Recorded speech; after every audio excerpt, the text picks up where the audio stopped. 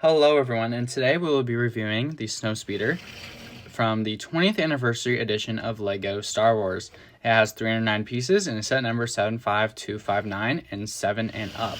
This set has 4 minifigures including Lando Calrissian, Dak Ralter, a Rebel Trooper, and of course Luke Skywalker.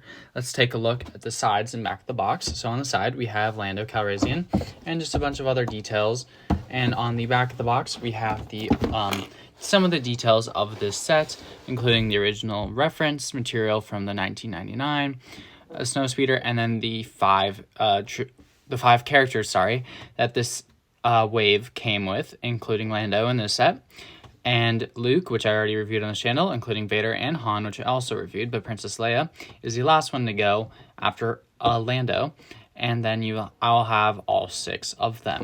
So yes, let's get into the review.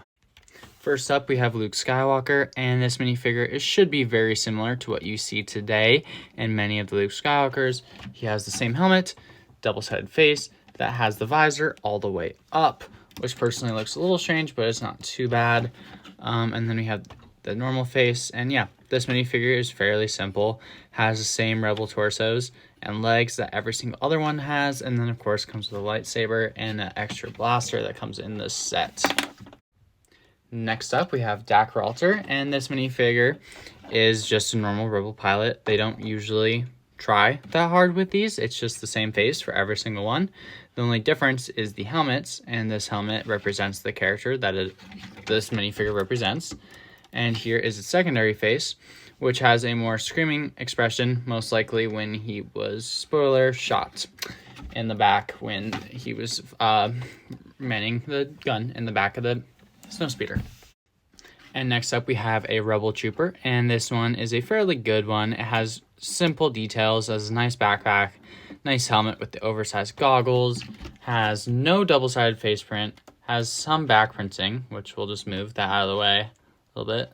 You can kind of see it there. And yeah, it's a fairly simple minifigure, no leg printing, which is a little unfortunate, but that is perfectly okay.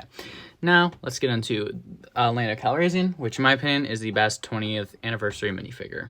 And next up, of course, we have Lando, and this one is very good, has some very good details. Let me just turn off my lights, see if it helps. It does not, whatever.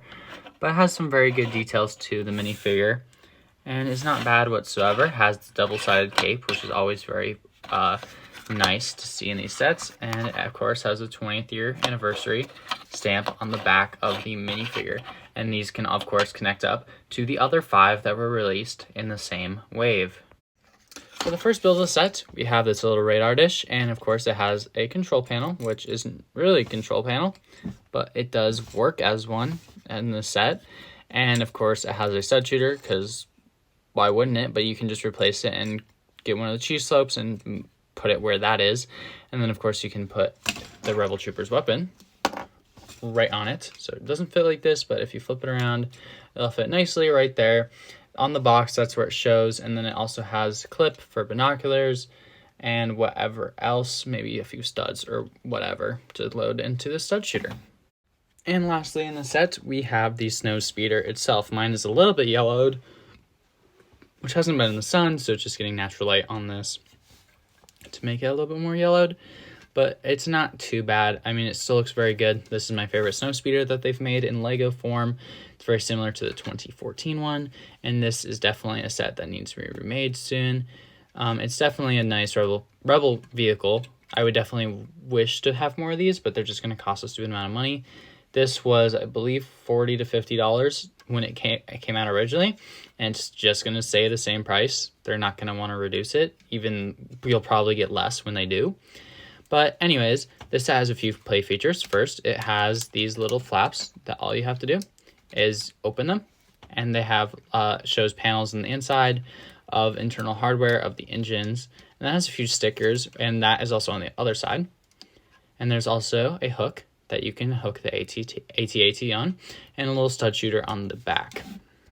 Next, we have the cockpit. This thing can open up 2 ways. You can open it fully like this, and you can sit 2 minifigures, have a blaster in the center, and have a little storage space in the back. Or if you keep your thumb here or any finger there, you can lift the top portion and fit 1 minifigure and hold 1 blaster. However, if you naturally try to lift this how you normally would. It just falls right apart because it wasn't really designed that well, which is okay because it needs to fit a lot of space. It's just studs in that small of a space. So it kind of evens out, but you just have to be careful with this set. Now, this set can fit 2 minifigures on the inside. All you do, again, is pull it up. You can take one of the blasters, set it in the center. I'm not going to connect it to the stud unless I can. I cannot. The second, and then all you have to do is place the minifigures in, like so, and move their arms slightly down. But this one is kind of hard. And then you can place Luke Skywalker in here. We'll place his blaster in the back, as long as his hilt, and we'll place his blade right up front. And then we will sit him down in the pilot seat, just like so. Move his arms down, and then we can shut it. And just like that, you have both minifigures in. Now, there's one little feature that I haven't mentioned yet, and we'll take a look at that now. Now, this is less of a feature, but more of a detail. This set has a little, I want to say Hoth Echo base on it. I'm trying to get it to focus, but it's not really focusing too well. But yeah, it just has a little detail of, ideally, the Rebel base on it. And then, of course, you have the tow cable, which you can pull all the way out, which we'll do right now. So, of course, all you have to do is either pull it all the way out, like so, and it can go about here, so the full length of the phone. And it's decently strong, but again, it is just a string. So if you break this, that's kind of it. They only give you the one in the set. It's a little frustrating, but it does wrap around decently. And then you can also wind this up, and I would recommend holding it while you do so. And then you can just wind it slowly but surely. And then, of course, you can do the same with the opposite direction and lower it as well with that same feature. And the last feature of this set is, of course, the spring-loaded shooters, which you can just use by flicking them in there sideways. So when you hold it like this, ideally 2 hands, and you can press on them like so, and it springs it right out. This has been my review of the Snowspeeder, the 20th anniversary edition. I hope you enjoyed this video. Thank you so much for watching, and goodbye. And make sure to check out my other videos.